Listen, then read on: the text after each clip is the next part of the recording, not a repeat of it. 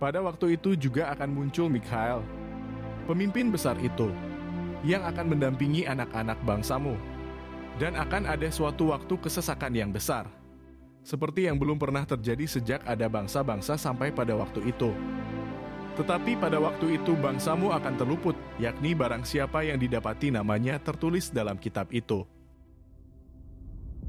Dan banyak dari antara orang-orang yang telah tidur di dalam debu tanah akan bangun, sebagian untuk mendapat hidup yang kekal, sebagian untuk mengalami kehinaan dan kengerian yang kekal. Dan orang-orang bijaksana akan bercahaya seperti cahaya cakrawala, dan yang telah menuntun banyak orang kepada kebenaran seperti bintang-bintang, tetap untuk selama-lamanya.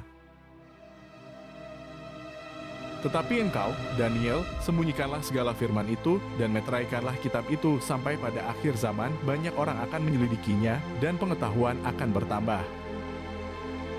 Kemudian aku, Daniel, melihat, maka tampaklah berdiri dua orang lain, seorang di tepi sungai sebelah sini dan yang lain di tepi sungai yang sebelah sana.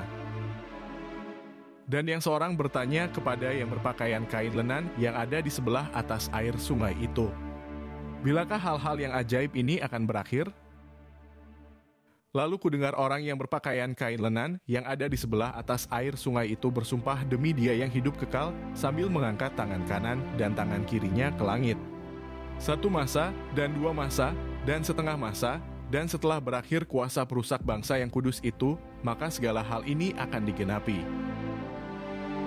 Adapun aku, memang kudengar hal itu, tetapi tidak memahaminya, lalu kutanya, "Tuanku, apakah akhir segala hal ini?"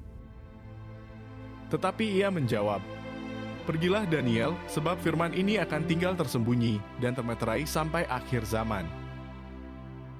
Banyak orang akan disucikan dan dimurnikan dan diuji, tetapi orang-orang fasik akan berlaku fasik. Tidak seorang pun dari orang fasik itu akan memahaminya, tetapi orang-orang bijaksana akan memahaminya. Sejak dihentikan korban sehari-hari dan ditegakkan dewa-dewa kekejian yang membinasakan itu, ada 1290 hari. Berbahagialah orang yang tetap menanti-nanti dan mencapai 1335 hari.